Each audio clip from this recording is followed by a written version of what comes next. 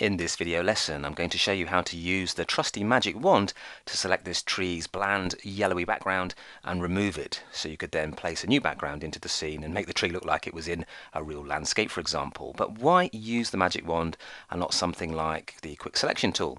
Well, quick selection is all very well if you've got a solid figure to select, but this tree here has got lots of holes in it and there's little bits of background poking through, so it'd be really fiddly to try and select all of these bits of background using quick selection. You're much better off using an intelligent tool like the magic wand, because that will sample any similar coloured pixels anywhere in the image. So when you choose a tool like the magic wand, the options bar will change to show you any options that can control the way the tool behaves. And let's kick off with tolerance, because that is very important. It's about the sensitivity of the tool. Let me just demonstrate by taking the tolerance down to a low value, like around about 4, and then clicking in an area like this. You can see it's only selected a few pixels in the surrounding area. Whereas if I Control D to deselect that, and then take the tolerance up to the more default 31, 32, then I can click again and it will sample a much larger area all the way around the edge of the tree. And because the tool is less sensitive to changes in tone, you get much larger selections, because you can see there's a bit of shadow in the background here, but it's including that in the sample pixels. What it's not including is any similar coloured background hiding within the tree's edges here. You can see little bits of branches are showing through to background, but the marquee, our marching ants, aren't actually showing up inside these areas. So what you could do is you could click here and choose Add to Selection, and then click and add to the bits that are missing. But that's going to take you a while, especially with a busy shot like this. So I'm going to Control D to deselect, and this time untick the contiguous option, because contiguous means that when you click and sample, it will only sample pixels in the adjacent area. Anything that's not connected is going to be unselected. But if we untick that, then any similar pixels anywhere in the shot are now fair game for the selection. So if I just click on here to create a new selection and then click, and with the settings there, we've now selected inside the tree, and you can now see the marching ants are inside and outside of the tree. So once you've made your magic wand selection to capture every bit of unwanted background, you're ready to delete it. And to do that, you need to double click on the locked background thumbnail and then click OK, and the icon of the padlock disappears, and you can now remove the background by going to Edit, Cut, and the selected areas will disappear to reveal the checkerboard pattern that indicates transparent parts of a layer. You could then add a new layer onto a separate layer and place it below layer 0, and then you could create a new background with ease. And if we click and zoom in, you can see that the magic wand has done a great job of ferreting out every little bit of pixel from the original background and removing it, thanks to the options that we tweaked in the options bar. In this video lesson, I'm going to put the quick selection tool through its paces so we can select this woman and isolate her from her studio background. Now, the quick selection tool can be found here in the tools palette. It's hiding with the magic wand tool, so just click to make sure you've got the right one selected, and then click here to make a new selection. Now, we could click and spray over the lady, but she's fairly complicated, lots of different colours and tones, so it's easier to actually select the background like this by clicking and spraying, and then click and spray at the top here as well. And you make a very quick, but yet it's quite a rough and ready selection, because you can see it's missing out bits of hair, it's missed her eyelashes. So if we double clicked here now to unlock the layers palette and then hit Edit Cut, what would happen is we'd cut off her eyebrows and lots of her hair, and we'd have a very cut out sharp edge to the figure. So I'm just going to press Ctrl Z to undo that, and I'm going to modify the selection.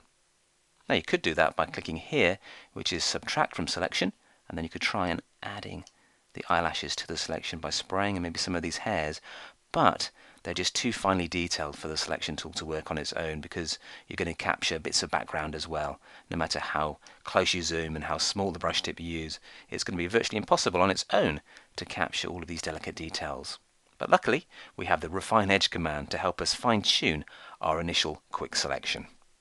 But before we refine the selection, we're just going to inverse it by going to Select and choosing Inverse, and it's now selecting the lady instead of the background. Now, to refine things, click Refine Edge, and up pops the Refine Edge window, and you can see here we've got a view option which is on black, and that gives us a very clear idea of the rubbishness of our selection. You can see there's some white from the original background, we're seeing white around the eyelashes, it's a very sharp edge. So what we need to do is to modify things to make them look much better than this, and this is the right tool to do the job. So to help us make an effective selection modification, what we're going to do is click on View again, and this time we're going to choose black and white to create a layer mask style version of our selection. And then what we can do is just double click to get rid of that pop-up for the moment and turn on Smart Radius. And that makes the edge selection spread out a little bit and makes a more effective selection with the background and the foreground. But you need to spread the radius out to around about 7 or 8. And as I do that, you'll see that we start to get a better looking edge. It's starting to find some of those delicate hairs there at the back and at the top. But we can help things even more by choosing this tool here, which is the Refine Radius tool. Set the size to about 53, and you can then spray on the areas that you want to actually expand to include delicate details that we can't see. Let me hit Ctrl Plus to zoom in a little bit more, and then hold the spacebar down to get the hand tool. And as I start to spray the Refine Radius tool around about here, we should start to see some grayscale versions of the delicate hairs appearing, and that means they're going to be added to the selection. We can go over the eyelashes, which are very chunky at the moment, and if we click and spray, we should get a much nicer and more delicate version. Spacebar again just to get the back of the face, back of the head rather, and click and spray to then try and choose some of the more delicate wispy hairs there as well. Okay, so we're now modifying our selection using this very powerful tool indeed. If I go back now to the on black version, you can see we're starting to see more of the delicate hairs and less of that white background.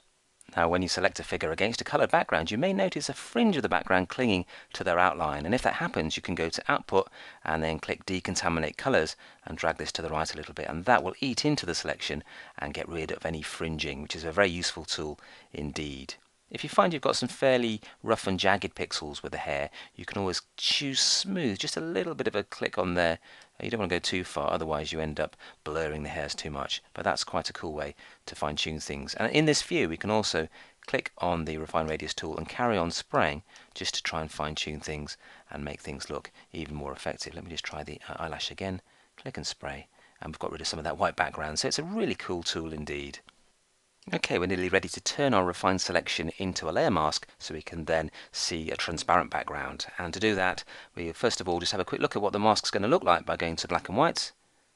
And you can see there we've got much more delicate details. The grayscale areas are semi-transparent, the black will be totally transparent, and the white will keep our figure looking nice and solid. So what we're going to do is set Output to New Layer with Mask, and that will then allow us to have a look at our layer mask to fine tune it if we need to improve the selection even more and replace the background with something new. So click OK, and here comes our selection with a layer mask, and we should see a nice transparent background once it's finished refining the edge.